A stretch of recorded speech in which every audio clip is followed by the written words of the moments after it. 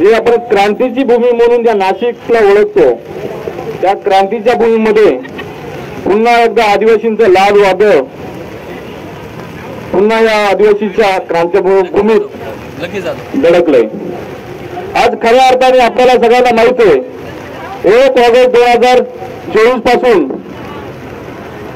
आदिवासींचं जे हक्काचं आरक्षण आहे, आपल्या सगळ्यांचे मुलं बाळ जे त्याचा कायद्यातून नोकरी लागतात, आमचं गाव आमचं सरकार, आपण या देशाचे मालक आहे म्हणून आपल्याला पैसा कायदा लागू झाला आणि आमच्याच गावात आमचं सरकार, स्वशासन, स्वतःच्या गावात स्वतःचं सरकार आज आपण आजपर्यंत सांगत आलोय आणि खरी परिस्थिती आहे। परंतु आदिवासींचे खरे शत्रूवर आहेत जे सुस्ताड्यासारखे झोपलेले, त्यांना झोपेतून जागा करण्यासाठी जे खऱ्या अर्थाने आदिवासींवरती वारंवार वेगवेगळ्या पद्धतीने घाला घालण्याचा प्रयत्न करतात, ते निंदे सरकार, फसवणूक सरकार आणि अजितदादा यांनी जाणून बुजून आदिवासींना त्यांच्या नोकऱ्यापासून, त्यांच्या नायकापासून आपल्या आदिवासींच्या तरुणांना वंचित ठेवण्याचं काम केलंय। एकीकडे लाडक्या बहिणीसाठी 2 दिवसापूर्वी सभा झाली, आदिवासी भागातून आमच्या लाडक्या बहिणी गेल्या नाही, त्या गाड्या अडवल्या गेल्या।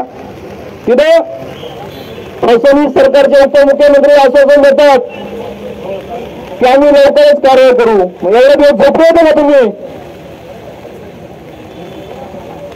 आज माझ्या आदिवासी बांधवांना विनंती आहे, आज वेळ आलेली आपल्याला झोपेतून जागे यायची। आपण पण सुस्ताड्यासारखे झोपले। नाशिक शहरामध्ये मोठ्या प्रमाणात नोकरदार वर्ग, मोठ्यावरती मोजण्या इतक्या शिक्षक वर्ग असेल, ग्रामसेवक वर्ग असेल, ते सोडल्यावरती बाकीचे कोणीच त्या आंदोलनात लक्ष देत नाही।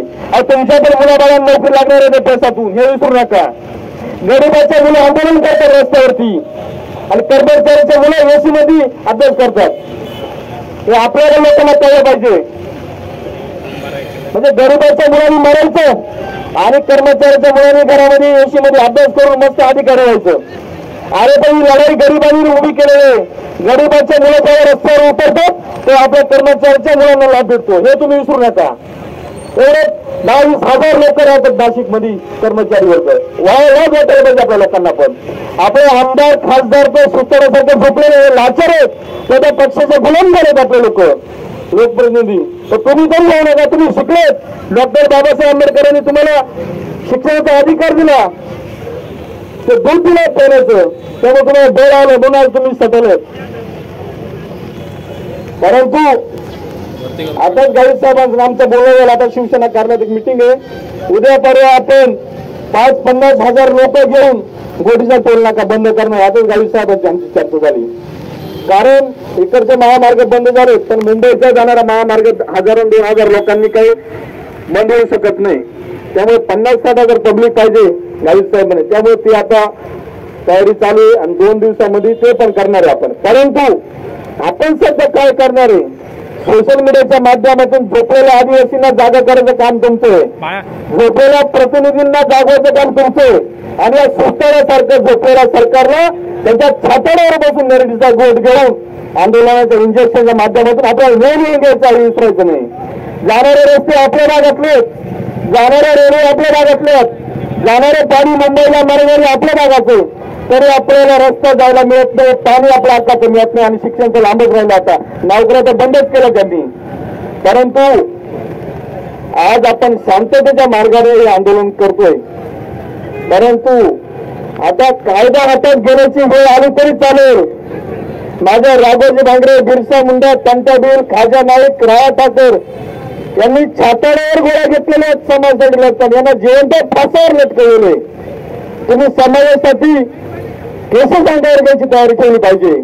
त्यांचे विचार, त्यांचा रक्तरंजित विचार तुमच्या डोळ्यासमोर ठेवून हे आंदोलनाची दिशा पुढे ठरवली पाहिजे। घरात सडून मेल्यापेक्षा समाजासाठी रस्त्यावर लढून मारा तुम्ही, तर समाजाला न्याय मिळेल।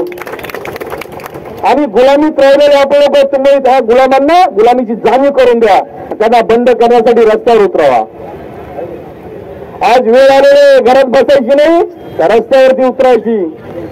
त्यामुळे सगळ्या बांधवांना मी आवाहन करतो, तुमच्या भागाभागामध्ये जसं गावबंद चालू आहे तसं अजून तुम्ही तटबंद्या तुमच्या सीमारेषा गावांना दगड लावा. तर तरी काही ठिकाणी बघतो आपण, तरी अजून समाजाचे लोक जागे येत नाही. किती बोलणार, किती भांडणार आपण. आधी आपल्या लोकांनी जागा झालं पाहिजे, तर आपण त्या सुतण्यासारख्या झोपलेल्या सरकारला जागे करू. आज 24-25 दिवस झाले तरी ते जागा होत नाही. त्यामुळे मी काही जास्त बोलत नाही. आता सगळ्यांचं मार्गदर्शक मनोगत झालेलं आहे, परंतु ही लढाई आताशी कुठेतरी सुरू झाली. ही लढाई थांबलेली नाही, अजून खूप मोठी लढाई लढायची आपल्याला. माझ्या बांधवांनो, काळ रात्र ही वैराची आहे. आपल्या बाजून लढायला कोणीच नाही. तुम्हालाच रस्त्यावरती येऊन तुम्हालाच तुमच्यासाठी लढायचं हे कदापि विसरू नका. त्यामुळे सगळ्यांना जय आदिवासी. अरे लढेंगे, पैसे कायदा हक्क मिळालाच पाहिजे, पैसा भरती झालीच पाहिजे. अरे मुंडे फसवणूक सरकारचं करायचं काय. जय आदिवासी, जय शिवराय, जय भीम.